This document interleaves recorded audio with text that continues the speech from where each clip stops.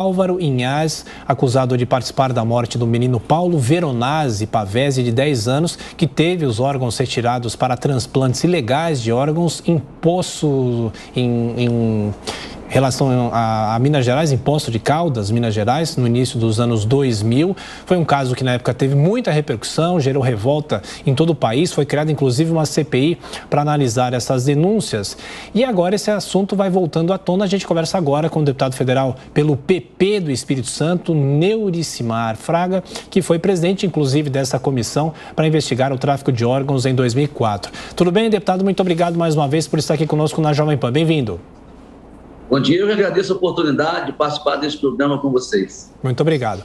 Bom, doutor, a questão do tráfico de órgãos, muitas vezes são informações que acabam ficando esquecidas, a imprensa acaba dando pouco destaque só em casos de grande repercussão, a gente discute muito isso, mas eu pergunto, do ponto de vista do Congresso Nacional, qual é a participação do Congresso para tentar coibir esse tráfico, que é internacional, o tráfico internacional de órgãos, e em relação ao Brasil, em relação a filas e aos tratamentos disponíveis hoje para esses transplantes de órgãos. Qual é a posição que o Brasil está inserido nesse momento? O tráfico de órgãos humanos é um assunto extremamente sensível, porque quando nós tratamos desse assunto, muitas vezes nós somos acusados de estar atrapalhando a doação de órgãos, dificultando, amedrontando as pessoas. Mas o Congresso brasileiro foi o primeiro congresso do mundo a abrir uma CPI para apurar denúncias sobre tráfico de órgãos humanos, retirada ilegal de órgãos e desrespeito à fila de transplantes. Eu tive a oportunidade de acompanhar esse caso do Paulo Pavese. Em 2003, quando eu exerci o meu primeiro mandato de deputado federal, recebi um e-mail da família comunicando o caso, fiz contato com o pai, ele esteve conosco em Brasília, vimos que as denúncias tinham fundamento, propusemos a criação de uma CPI, eu tive a oportunidade de ser presidente da primeira CPI do tráfico de órgãos da história do mundo, feita pelo Parlamento brasileiro. Ouvimos testemunhas, ouvimos depoimentos, apuramos as investigações, acompanhamos as investigações por parte da Polícia Federal, tomamos depoimento da família, dos médicos, e o caso não parou só por aí também. Na época, nós descobrimos que esse problema de tráfico de órgãos humanos não era restrito a Minas Gerais, a Poços de Caldas.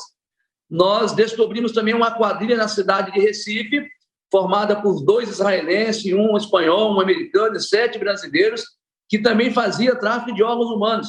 E prendemos essa quadrilha no ano de 2004 na cidade de Recife. Um outro problema também, um outro foco era na cidade de Taubaté, no estado de São Paulo. Nós recebemos denúncia de um diretor de hospital que identificou uma equipe que fazia retirada de órgãos ilegalmente no hospital em Taubaté. Apuramos também as denúncias, ouvimos testemunhas, denunciamos todos os envolvidos. Não foi fácil investigar o tráfico de órgãos humanos. Por quê? Todo mundo que denuncia é tratado como louco. Eu, parlamentar que na época tive a coragem de investigar, fui tratado como sensacionalista. Mas nós conseguimos provar ao longo da CPI que, por incrível que pareça, foi a única CPI que não pôde ser prorrogada. Nós só atuamos durante 3 meses porque não foi permitida a prorrogação da CPI. Existia uma pressão muito grande na época por parte do Conselho Federal de Medicina, da ABTO e da Frente Parlamentar da Saúde, todos usando o mesmo argumento de que iria atrapalhar a doação de órgãos no Brasil. E até aquela época nós tínhamos permanentemente cerca de 50 mil pessoas na fila aguardando por um transplante no Brasil. O Brasil Sim. É o segundo país que mais transplanta no mundo. Faz transplante em média de 10 a 12 mil casos por ano, mas também a fila nunca diminui. Está observando agora a fila de transplante de pessoas que aguardam um transplante no SUS, está em cerca de 48 mil pessoas há um mês atrás. Ou seja, essa fila há mais de 20 anos não sai da casa dos 50 mil. E nós podemos sim colaborar para reduzir essa fila, desde que se respeite os procedimentos, respeite a legislação. Esse caso do Paulo Pavese é um caso emblemático, que o pai que denunciou, ele foi acusado de ser sensacionalista, foi tratado como louco, teve que se exilar em outro país, hoje ele está na Itália, e eu tenho certeza que ele está vibrando com a condenação dos acusados de acelerar a morte do seu filho para retirada de órgãos na cidade de Poços de Caldas, em Minas Gerais, no ano de 2000. Deputado Neucimar Fraga, conversando conosco aqui no Jornal da Manhã, agora passando a palavra para os nossos comentaristas, começando pelo Zé Maria Trindade, que acompanhou muito os trabalhos dessa CPI no Congresso Nacional. Zé Maria. Sim, eu acompanhei sim, inclusive o trabalho do deputado Neucimar como prefeito, depois voltou para a Câmara dos Deputados. Como é que o senhor vê hoje? É proibido, é crime comercializar órgãos, células. Como é que o senhor vê essa legislação? O senhor admite a possibilidade de mudança e a permissão para comercialização de órgãos, células ou alguma flexibilização nesse setor, deputado? Eu acredito que a legislação brasileira hoje ela é uma legislação que precisa de algumas alterações. Nós corrigimos no passado, não sei se vocês se lembram, na década de 90 foi aprovada uma lei no Congresso Nacional que dizia que o cidadão brasileiro que não tivesse na carteira de identidade ou de motorista a expressão doador ou não doador, ele seria um doador presumido, ou seja, seria um doador automático. E na época o autor dessa lei é justamente uma das pessoas que foram citadas no envolvimento dessa máfia de tráfico de órgãos na cidade de Poços de Caldas, Minas Gerais, que na época era um deputado federal. Essa lei foi revogada com o trabalho da CPI, que nós trouxemos luz sobre esse assunto no Brasil, nós percebemos que poderia melhorar, principalmente criando alguns conselhos multidisciplinares. Hoje a família tem que autorizar, mas antes tem um assistente social que conversa, tem um acompanhamento, informando todos os benefícios desse processo de doação. A Constituição brasileira proíbe hoje a doação de órgãos, a venda de órgãos e tecidos. Nos Estados Unidos, por exemplo, a doação de córnea é permitida, porque a córnea é o único órgão que pode ser retirado depois de morto. Os demais órgãos têm que ser retirados durante o estado chamado de morte cerebral, que é um assunto também que tem uma discussão muito interessante sobre esse conceito de morte cerebral.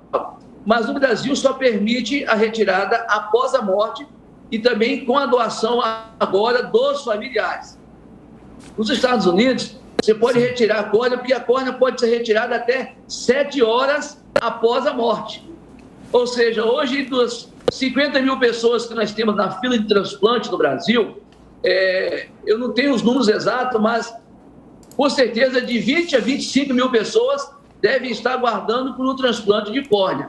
Se nós resolvermos esse problema do transplante de córnea, a gente reduz essa fila. E quanto menor for a fila, menor será o tempo de espera.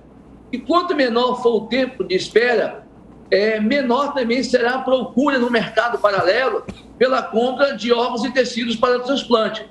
E quem tem um parente ou um familiar que precisa de um órgão para transplante, ele está disposto a pagar qualquer preço, qualquer valor para obter esse órgão. Se nós conseguimos avançar para alterar a legislação, para permitir, por exemplo, a retirada da córnea após a confirmação da morte, não da morte cerebral, mas da morte por parada respiratória, que é, na verdade, o único protocolo oficial de morte. E segundo alguns debatedores também internacional, o diagnóstico de morte cerebral foi um protocolo inventado para facilitar o transplante no mundo e a doação de órgãos.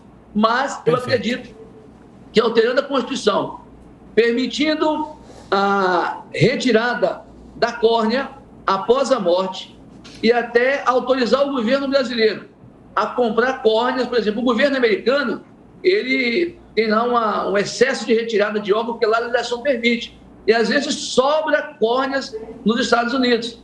E alguns médicos no Brasil chegavam a importar essas córneas. Mas a legislação brasileira, como não permite a comercialização, também não permite comprar. Esse é um debate que nós queremos travar a partir agora desse assunto vir à tona novamente sobre a importância da doação de órgãos, mas a importância de respeitar a legislação sobre transplante de órgãos e punir severamente quem tenta burlar a lei de transplante e aqueles que ainda insistem em fazer tráfico de órgãos no Brasil. Deputado Neucimar Fraga, infelizmente nosso tempo está esgotado. Muito obrigado pela atenção, pela gentileza. Bom domingo, até a próxima. Eu que agradeço, um abraço.